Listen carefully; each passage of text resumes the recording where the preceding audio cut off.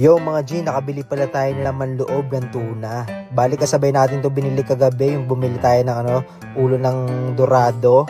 Ito pala yung laman loob ng tuna. Yan, lagay lang natin dyan. Tapos pakuloon lang natin mga G. Bali yan, tansyahin nyo lang yung tubig. Tapos lagyan natin ng tanglad. Tapos asin.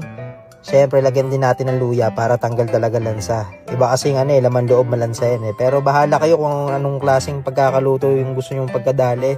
Pero ako, ganito yung trip ko kaya wala tayong pakakailamanan. Kasi yan, hanguluin na natin yan mga G. Medyo matigas-tigas yan. Pero okay lang yan. Tapos yan yung puso niya. Tapos syempre sama natin tanglad. Tapos to mga G, ito na pala yung mga niya, yung mga laman loob. Yan din natin alam kung anong mga tawag dyan.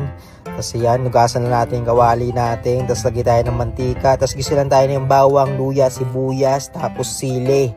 Yan, mas marami, mas masarap. Tapos halu-haluin lang natin hanggang sa pumula-pula. Tapos yan, hiniwa lang natin ng ng saktuang hiwa lang kung anong trip natin. Tapos lagyan natin ng paminta. Tapos natin ng suka. Tapos toyo. Yan, mabilisan lang to mga G. Tapos timplahan natin ng pampapogi na bechin. Tapos halu-haluin lang natin hanggang sa maiga. Mabilis lang naman maluto to mga G. Abang-abangan na lang natin matuyo yan mga G. Tapos yan, goods na yan. Tignan nyo naman yan. Tuyo na. Talagang maaamoy mo talaga yung, yung pagkalaman loob niya. Pero hindi to malansa mga G Kasi pinakulaan na natin yan sa luya. Tsaka tanglad. Kaya tanggal na talaga lansa niyan mga G. Tsaka napakasarap niyan. Perfect na perfect to mga G sa Gen 4. Kaya sa Red Doors yan. Pero bahala kayo kung anong trip nyo, kung sakanin nyo trip.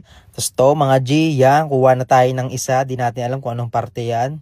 Ayun mga G, napakasarap niya. Talagang kainuman na lang talaga hanapin ko ngayon. Talagang solve na solve na.